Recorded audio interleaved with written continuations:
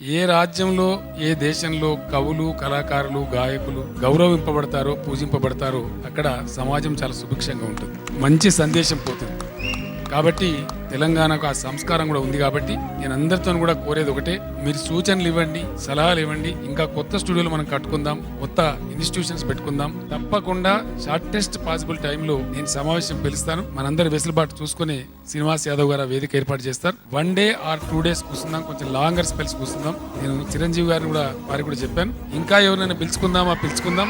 మీ సలహాను అనుసరించి అందరినీ పిలిచి కూర్చొని మాట్లాడి ఇక్కడ పరిశ్రమను ఎంత గొప్పగా మనం ముందు తీసుకోగలుగుతామో ఆలోచన చేసుకుందాం. ఫిలిం నగర్ లాంటి మరో ఫిలిం నగర్ 2ను కూడా అద్భుతంగా ఏర్పాటు చేసుకుందాం. చిత్ర పరిశ్రమలో పనిచేసేటువంటి పేదవాళ్ళు ఎవరైతే ఉంటారో, లైట్ బాయ్ నుంచి మొదలుకొని ఇతరత్ర ఎవరైతే ఉంటారో వారికి ఒక చిత్రపూరి కాలనీ ఇక్కడ నిర్మాణం జరుగుతా ఉంది. అది కాకుండా ఇంకా ఎలాంటి అవసరాలను గుర్తించి దానికి కూడా స్థలాన్ని కేటాయించుకొని వారందరినీ కూడా అకామిడేట్ చేసుకుంటే అందరికి కూడా సౌకర్యవంతంగా ఉండి ఏ క్షణంలో వచ్చేటువంటి ఏ సినిమాని ఇక్కడ చేసుకోవాలనేటువంటి హంగులు అన్ని ఉంటాయి. కాబట్టి ఆ రకమైన చక్కటి వాతావరణాన్ని మనం నెలకొల్పు